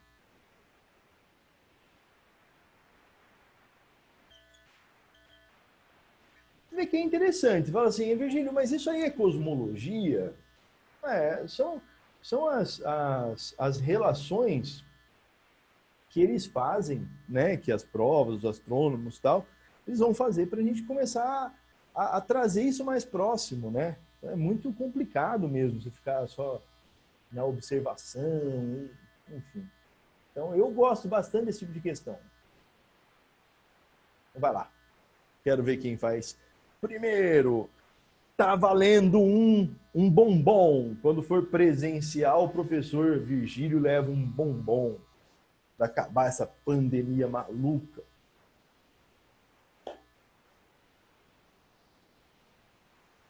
aqui procurando as canetas. Uma aqui, duas aqui no bolso. Ah, mano, olha só, passa muito rápido. Ah, melhor você responder logo, melhor você fazer essa conta. Qualquer dia, Eugênio, a gente podia fazer só um bate-papo, assim, sem, né, ficar o dia inteiro batendo papo sobre isso. Vamos lembrar como é que a gente faz isso, né? Então, lembra como calcula o poder emissivo, né? Então, o poder emissivo, chamar de E, é a potência sobre a área, não é isso? Então, a gente tem aí a potência sobre área, watt por metro quadrado. E esse poder emissivo, ele é o sigma T quarta, vem lá da equação de Boltzmann. Então, sigma T quarta, a gente tem a potência, que é o que a gente quer. A temperatura nós temos. A constante de Boltzmann também. E a área da esfera, quanto vale a área da esfera mesmo? É 4πr². Né? Então, você pode derivar o volume, né? Volume a gente usa bastante, então você pode derivar o volume e chega na área. Bom, mas a gente não tem, né? O raio. A gente tem o π, tem tudo, mas não tem o raio. Como é que você calcula o raio? Pô, Virgílio, é muito simples. Massa é densidade vezes volume. Não é tão simples não, tá? 60 é a densidade, que é 1000, 10 ao cubo, até aí tudo bem. E o volume? 4/3 de πr². Então, por que não é tão simples? Não é tão simples porque você vai ter que achar o raio. Então, você vai achar o raio. Tá bom? E esse raio você vai colocar aqui, ó. Eu não lembro qual foi a resposta do gabarito. Ai, quanto era mesmo? Era alguma coisa 10 a menos 6. 5 vezes 10 a menos 6, 3 vezes 10 a menos 6, enfim, né? É algum número. Aqui eu lembro, né? 10 a menos 6 watts. Então vai lá para a ordem de microwatt. Tá vendo que legal? Depois a questão ainda perguntava, tinha a letra B e letra C ainda nessa questão. Mas a letra A era mais complicada de pegar, assim, mais complicada na parte matemática. Deixa eu voltar para lá. Depois vocês fazem, tá? Para achar, tem que fazer. Alguém chegou a fazer aí, Eugênio? Não. Não, botaram duas respostas, botaram uma resposta, depois fizeram uma correção. Botaram 1,5, 2,4 vezes 10 a menos 6. Eu acho que é isso. Eu acho que é isso. Pois qualquer coisa me manda a resolução. Show de bola. Então, assim, e aí, legal, né? Aí você consegue medir a constante de Hubble. A constante de Hubble, como eu disse, ela muda bastante, né? Ela mudou durante um tempo. E tem esse negócio aí que vocês podem pesquisar, que é a diferença das medidas observacionais nossas até agora com a medida do satélite Planck. Pô, eu tenho anotado qual é a diferença. Quer ver? Ó? Tá acabando aqui. Oi? Nada. Eu deixei solto aqui. Tem que achar onde está essa diferença. Eita. Não tenho, não. Aqui, achei. Ó. Então. É isso mesmo? 67,4 mais ou menos 0,5 é a medida por Planck. E 74 mais ou menos 1,4 é a que a gente mede por supernova. É isso mesmo. Então, tá vendo? É uma coisa que parecia que estava aí, já tinha acabado, né? E daqui a pouco a gente descobre coisas novas. Gente, vamos pensar, um outro ponto legal de pesquisar aí são as ondas gravitacionais, né? até agora, acho que não tem nenhum exercício muito assim de onda gravitacional. Por quê? Porque foi descoberto em 2016. Foi ontem, anteontem. Então, assim, acho que está na hora de aparecer alguma questão disso daí, viu? Ó, como seria, Virgílio, uma questão disso? Meu, a gente não sabe nem como é que é essa onda. Mas é legal, às vezes tem uma questão matemática mesmo, né? Bom, essa radiação cósmica de fundo, tudo isso e a equação de Hubble, ele dá para nós uma ideia de que o universo tem uma idade, de que o universo tem um tempo, e se tem um tempo e está se expandindo, deve ter vindo de algum lugar. Tá, gente? Outro assunto também, o Big Bang, a gente passaria aí horas falando só sobre isso, porque daí a gente começa a entrar na mecânica quântica, a gente começa a entrar numa outra área que é muito bonita, né? Eu lembro, Eugênio, eu não sei se você lembra disso, há 2 anos, eu acho que foi há 2 anos, foi um professor do INPE para dar uma aula de cosmologia, foi ano retrasado, não foi? Foi o Alexandre. Alex Wunsch, do INPE. Isso. Aí, gente, ele chegou, ele começou, ele foi apresentando umas equações, ele começou a apresentar umas equações para cá, ó, para chegar nessas partículas e tal. Eu juro, chegou uma hora que eu não conseguia acompanhar. Eu falava, não, meu Deus do céu. É muito maluco, é muito bonito também. Mas você fala assim, Virgílio, mas isso é provado? Isso foi observado? Não, é previsão matemática. É um negócio, é lindo. Então, quer dizer, pode ser que a gente tenha algumas novidades aí para frente e, de repente, logo. Bom, eu ia falar de uma série de coisas. Eu acho que o ponto importante uma coisa, algo que aparece muito nos textos, aparece muito na literatura, aparece muito nos livros, é o conceito de densidade crítica. Então, aparece bastante. O que é a densidade crítica? Então, você tem lá a equação de Friedman, não é isso? Deixa eu ver se eu vou para a lousa ali só um pouquinho.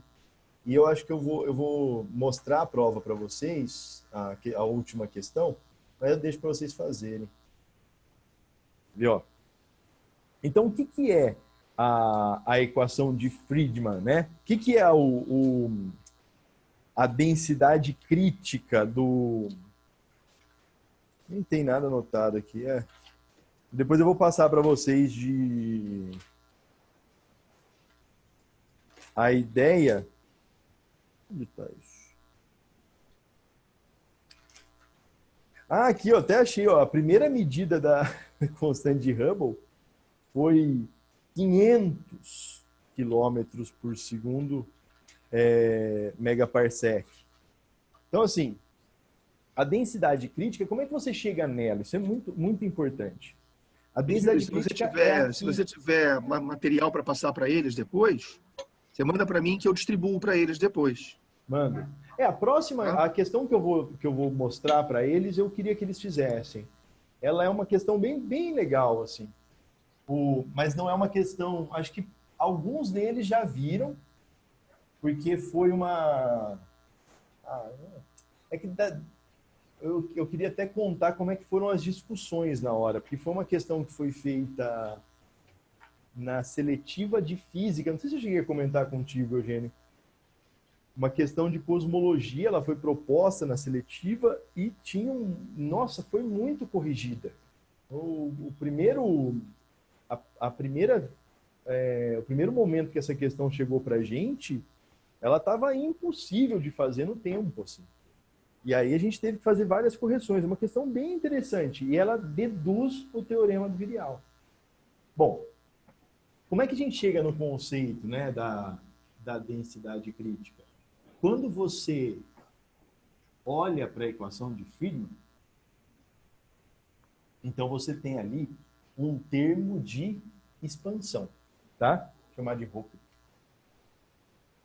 A densidade crítica é a densidade que o universo teria para zerar esse termo de expansão.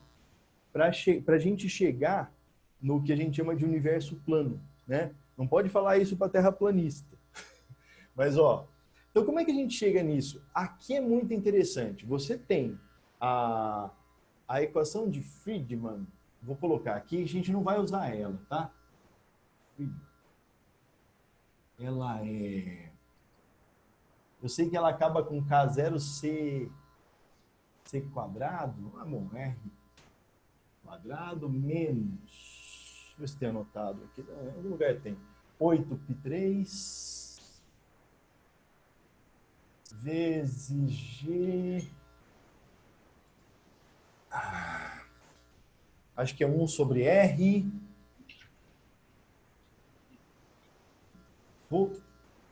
Isso aqui é K0C quadrado, acho que é isso. Ou KC quadrado sobre R0 quadrado. Bom, enfim. Mas aí essa é a equação de Friedman. Ela é uma equação bem bonitinha. De novo, você precisa saber de cor. Olha, eu fiquei memorizando essa equação para dar aula e quase que não sai. E se passa, eu errado ainda. Mas assim, não precisa. O que você precisa é saber desenvolver ela, tá? Agora, se você acha a densidade e tal, por isso, ele não dá um valor muito diferente do valor calculado para a nossa densidade crítica aqui. Como é que você chega em densidade crítica? Você vai chegar numa situação em que a energia cinética e a energia potencial atingem o valor de zero. Então, a gente tem ali, porque a energia mecânica do sistema se conserva, né? Do universo, então a gente vai zerar isso aqui. Isso quer dizer que M V quadrado 2, olha só, vamos lá para Newton, é igual a G MM D, ou R, né? Vamos de R. Bom, o primeiro ponto importante, então eu quero saber, por exemplo, eu pego uma galáxia lá nos confins, né, do universo e vou medir sobre eles. Você fala, Virgínia, mas e distância? Aqui a gente vai chegar em pontos muito interessantes. Eu tenho que saber a massa dessa galáxia? Primeiro ponto importante? Não. O que a gente tem que saber? Vamos substituir isso aqui por H. Então, H0, que é a Hubble, sobre 2, G, massa de quem? Putz, do universo. Nossa, a gente vai pôr na balança. Não dá, né? Agora, olha só.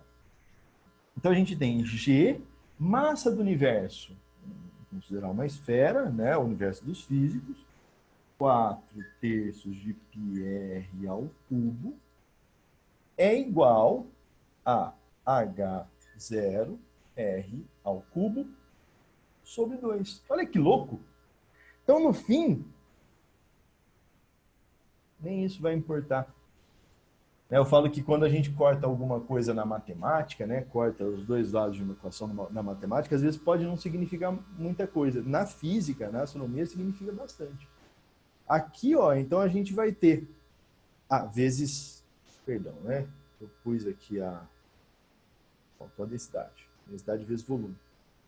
Então vai ficar que a densidade vezes 8 vezes G vezes 8π é igual a 3H0.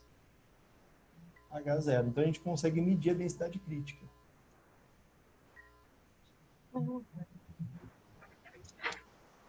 É isso. E assim, aí vocês podem ver alguns gráficos, né? Então, qual que é a análise? Isso aqui, se você fizer a conta, isso dá um átomo para cada 1000 litros, é isso? Para cada metro cúbico. Então, é um átomo por metro, um átomo de hidrogênio, né? Por metro cúbico.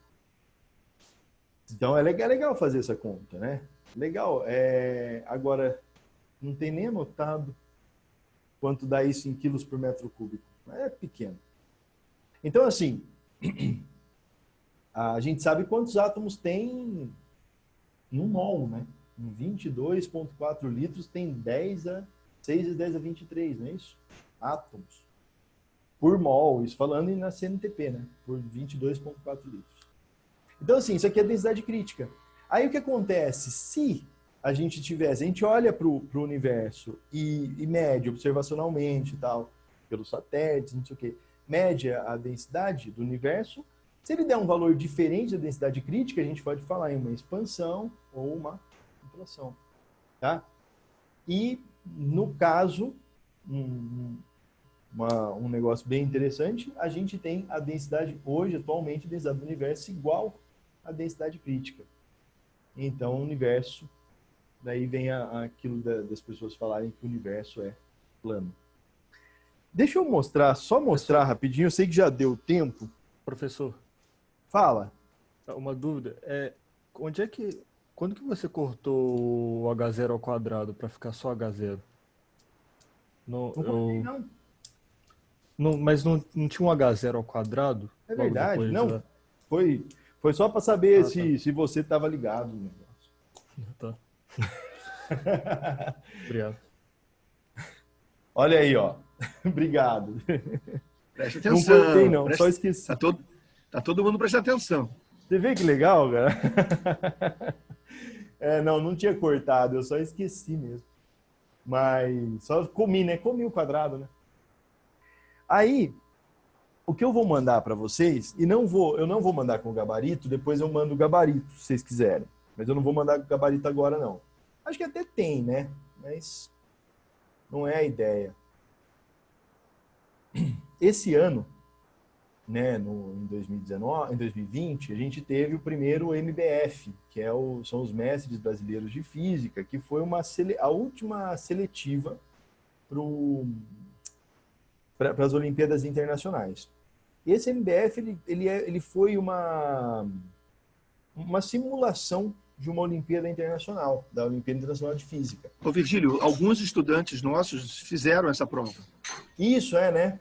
Tem não sei Lembra? quantos. Foram. Eu lembro Alguns o Thiago fizeram. fez, Alguns preferiram ir lá para a Barra do Piraí, mas outros foram fazer essa prova.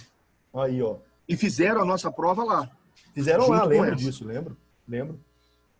Então, assim, aí o que eles fizeram, né? Até foi legal, porque eu pensei assim, nossa, a galera de Barra do Piraí que tá aqui, eu tava lá, a galera que tá aqui vai moer essa questão, né? Vai fazer certinho. Quer ver, ó? Deixa eu jogar a questão aqui, onde ela tá. Ó. Então, aí teve a primeira questão, uma questão bem legal. Tá?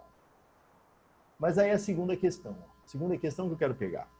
Então, ele fala assim, o teorema virial, estabelece uma relação entre o valor médio da energia cinética e dos trabalhos realizados pelas forças internas do sistema.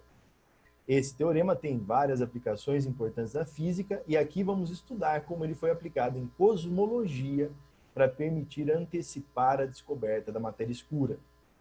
E aí o primeiro ponto, e aí é legal, na IOA eles não cobram muito isso, né? Não acho que não cobra nada, né, Eugênio? Não sei, de fazer derivada, integral. Não, física, isso não. Eles normalmente. Não, o teorema virial já caiu em algumas questões, sim, mas isso, caiu todas ano as passado, questões. né? Então, todas as questões, tanto da internacional quanto da latino-americana, elas precisam ser resolvidas pela matemática do ensino médio. Isso. É claro que se o estudante tiver noção de derivada integral, facilita, mas facilita para ele, para resolver algumas questões. E ele pode usar essa ferramenta. Mas as questões são sempre pensadas para serem solucionadas com a matemática do ensino médio. Ah, bem legal. Não, então, é aí que tá. Se vocês quiserem depois resolver, se vocês tiverem alguma noção de derivada, é bem interessante, porque essa parte 1 aqui olha o resultado, ó. Na parte 1, ele vai deduzir o teorema. Tá vendo? Ó, na parte 2 ele parte dali. Ó. O resultado obtido acima é o teorema virial para um potencial central. E aí vamos aplicá-lo ao estudo de um aglomerado de galáxias. E aí ele dá depois o aglomerado. É muito parecido. A partir daqui fica muito parecido com a questão que caiu na IOA do ano passado. E aí ele vai te dando todos os valores. As perguntas, aí ele mostra uma tabela, já vou mostrar a tabela para vocês, né? Que é para análise de dados, ele quer saber o que o aluno descartaria, né? Depois ele faz um negócio muito, muito complicado, que é ficar medindo todas as velocidades, o aluno teve que fazer tudo isso, medir ali para chegar no tamanho, né, da galáxia e tal. Bom, enfim. Aí, e o final era isso, ó, determine a razão entre a massa do aglomerado calculada pelo teorema virial e a massa do aglomerado esperada em termos de luminosidade. Porque você tem ali no enunciado a luminosidade e tal. Com base nesses dados, observando a discrepância entre as massas de aglomerados de galáxias obtidas pelos diferentes métodos, o físico Zwick, em 1933, formulou 4 possíveis explicações para essa discrepância, sendo uma delas a presença de uma massa invisível que interage apenas pela força gravitacional, e que hoje é conhecida como matéria escura. É uma questão bem legal, assim, bem legal mesmo, acho que vale tentar fazer. Essa parte 2 não tem nada que precise. Tem uma delas aqui, uma das respostas, precisa calcular a velocidade, e é bem interessante porque você precisa aplicar a termodinâmica. Então, porque você não sabe para onde está indo a estrela e tal. E aí, essa é a tabela, tá vendo? Olha, você tem as galáxias aqui do aglomerado, a posição, tá vendo? E a velocidade. Então, você tinha que descartar algumas velocidades, né? Algumas galáxias para conta. Mas, olha, tinha 34 galáxias. Acho que dava para descartar 12 ou 13. Não lembro, por conta da diferença grande aqui na velocidade. Para daí achar a velocidade depois da galáxia como um todo. É bem legal. Eu passo para você, tá, Eugênio? Aí você manda para a galera. Tá bom. Eu acho que é legal eles fazerem. Provavelmente alguns já até fizeram, né? Eu acho que sim. Já. Acho que sim. Acho que sim. Mas é bem legalzinho. Bom, eu preciso encerrar. Até teria mais coisa para falar, mas nossa senhora, vocês vão fiquei falando manhã inteira. É? É verdade. É verdade. Mas assim, é muito assunto. É um bate-papo muito legal, né? Assim, se deixar para bate-papos, é um assunto. Se deixar para aula coloca no chat o teu e-mail de contato, caso algum estudante tenha alguma dúvida, queira entrar em contato com você. Coloca. Eu preciso parar de compartilhar a tela para colocar. Espera. Então vou parar aqui, vou ver se eu. Isso, tá bom. Aí. E aí eu preciso fechar o OBS. Fechei. Vamos ver se eu consigo ligar meu vídeo agora. Consigo. Conseguiu. Eu tô ficando bom nesse trem. Olha só. Meu bate-papo aqui. Olha, gente, que legal, hein? Ó, 70 mensagens, que da hora. Gente, o meu e-mail é professor.virgilio@gmail.com. Como aqui é um grupo pequeno, então não tem nenhum problema.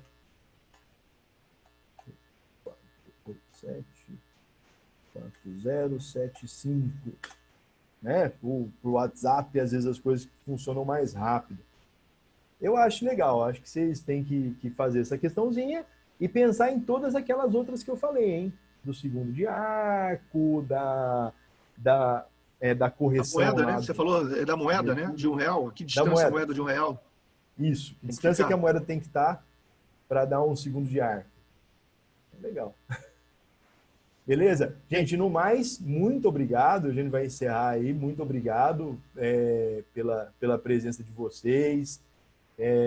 Valeu pela paciência. Espero que vocês tenham aproveitado um pouco.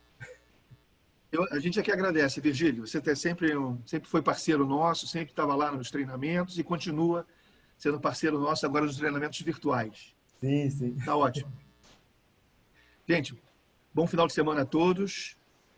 Fiquem seguros, estudem bem. E aí, em breve, a gente vai mandar para vocês o nosso cronograma das provas da segunda etapa. Tá bom? Mas sem estresse. Fiquem calmos. Tá? Tchau para todos. Tchau, Virgílio. Tchau. Falou. Tchau, Leomárcio. Leomárcio. Valeu. Grande aula, Virgílio. Maravilha. Obrigado, acho que o Klafk estava por aí. O Klafk apareceu na aula. Mas... o Klafk veio? Mas ele deve estar fazendo várias coisas ao mesmo tempo. O Canali não tá também, né? Não. Quem assumiu aqui foi o Leandro. O Leandro. Ô, Leandro, Aliás, tem que valeu até- aí, hein, pelo apoio. Tem que até avisar ele que a aula acabou. Ah, é, tem que avisar para parar de gravar, né?